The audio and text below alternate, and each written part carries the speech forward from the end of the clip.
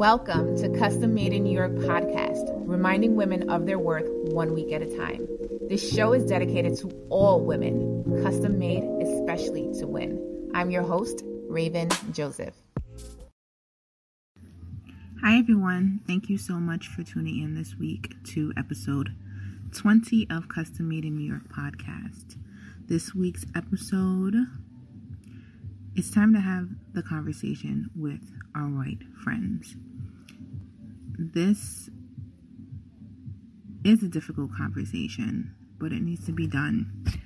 I haven't really been on social media for the past week because I've been dealing with some family business, but I went on yesterday evening and saw that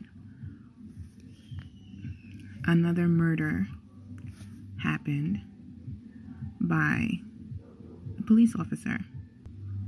A man named George Floyd was murdered by a police officer.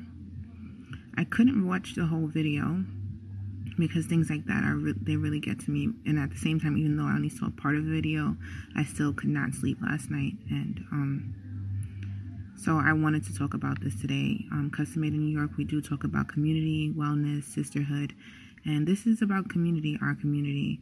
It is an election year. It's really, really important that we open our eyes. We open our eyes and we share our stories and we not be silent. And the topic I'm choosing to talk about today is really relevant because we do have white friends. Today, I'm so proud of one of my girlfriends. She posted in her a chat of hers that the incident of the video. She's the only black girl was the only black girl on her volleyball team in college. She graduated almost 10 years ago. So for her to send this, she wants to open up the dialogue with those women. And I know it's a tough conversation. When we have friends, it's hard to have those conversations because you don't want to say the wrong thing to offend anybody. But at the same time, it's really our responsibility to educate each other. And if that's your friend, then they need to support you. So today I'm just going to talk about 3 ways that we can have the conversation or what we should cover so that your friend does not feel overwhelmed with this information or targeted, but aware.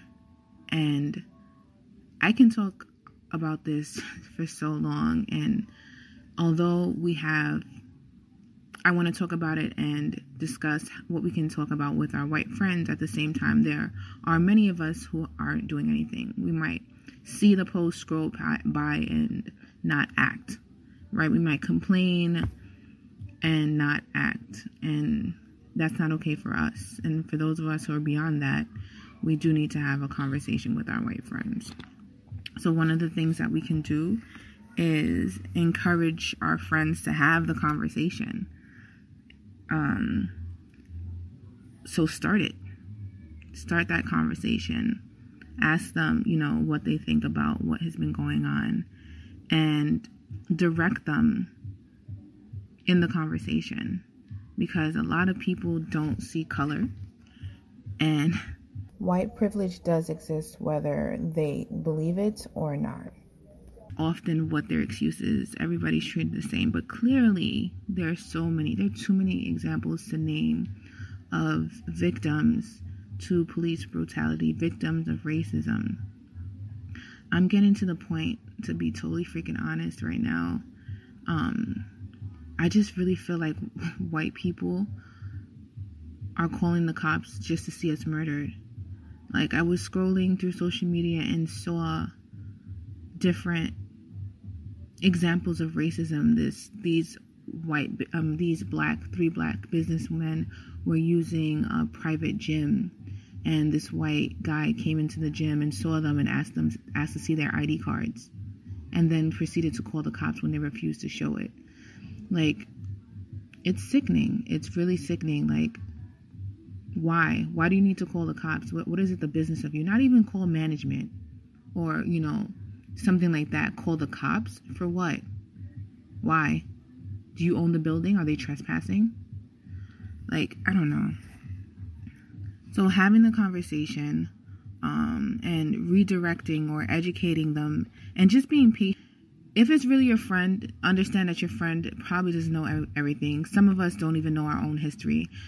For God's sake, we teach our students European history. Okay, we don't always teach our own history. So we can't expect every white person to understand our history. So sometimes we have to educate them. Sometimes we have to educate ourselves before we can educate them, right? But just giving them the true facts of what this is, and how it affects our community, how it affects our lives. So that's one, just having a conversation, being patient, right? So try not to go back and forth. It's going to be hard because this is something that's close to our hearts, right? But we have to be patient. Pray on that first. Pray for understanding, but don't feel like you should hold anything back because you're going to offend somebody else. I learned that years ago teaching in education. I've always had white co-teachers every year.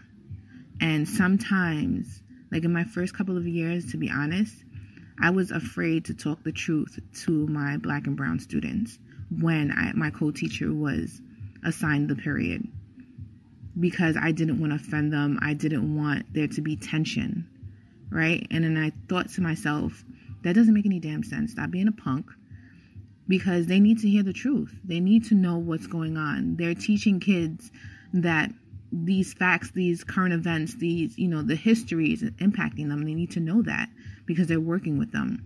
So at the same time as I'm educating my kids, I'm also educating my co-teacher. May not be speaking to them directly, but I am educating them. And just another thing we can do is just encourage our friends to check people. Let your friends know that it's important to call out people who use racist statements or jokes. There's this theory that I learned in grad school.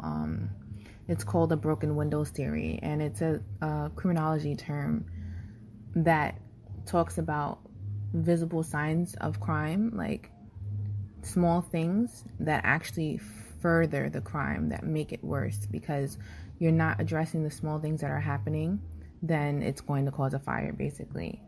So just let them know, like, just addressing something as small as a joke can make a difference. Let them know it's really important to speak out and be direct about it. One of the sentence starters you can use is, what did you mean by that when you said this? What did you mean by that? So that you're clear, because maybe they don't understand that is a racist statement. So your white friends can educate their white friends and family members on how they can contribute to racism, even though they are colorblind, right? So having a conversation with them, encouraging them to speak up and speak out when their friends and family members are using racist statements. And 3, just putting their money where their mouths are. Like, we donate, even for ourselves. We need to stop spending and give back to our own community. I'm gonna talk about that another time. Like, finances are so huge. They do make a difference. But people like to donate, right, to organizations and things like that. So why not donate to organizations that are fighting for the cause? Put your money where your mouth is. You can also encourage your friends to call the numbers on the hotlines, or come support you with attending a pep rally. There's a hotline number that's going on right now to get the officers who murdered this gentleman, George Floyd, to not only, because they were already fired, but now they're asking that charges be brought against him. It was an illegal hold that they had on this gentleman, and also there were 4 of them, and he was saying he couldn't breathe. That's straight lynching. Like, how do you go on how it's so crazy to me. Like, it's just sickening how you can just open up your phone and just see people dying, And if your white friend can just continue to say then that it's not an issue, or they don't see what this is and they don't understand why Black Lives Matter, then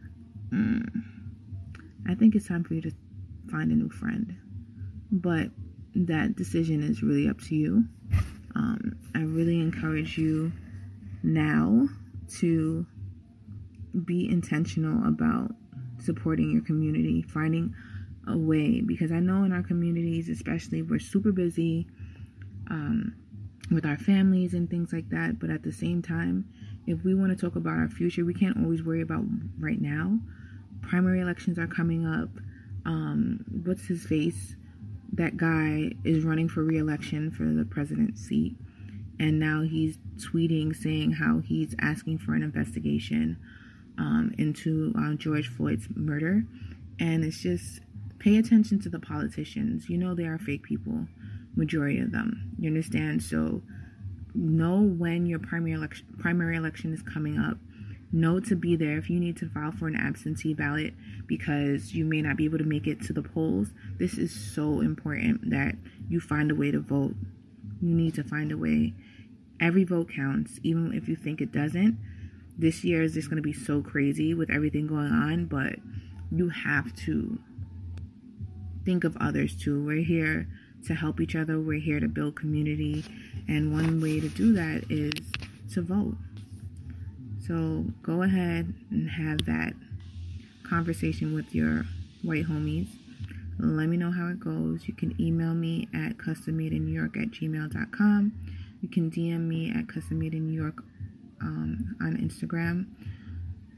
I really hope that what's happened in the last couple of days will push you to act, if you haven't already, to really want change for your community, because it's so interesting that I have my kids doing an essay about how powerful we are, right? And they're like writing an argumentative essay about whether or not an individual can make an impact on society. Yes, the answer is absolutely, right? And it just start small.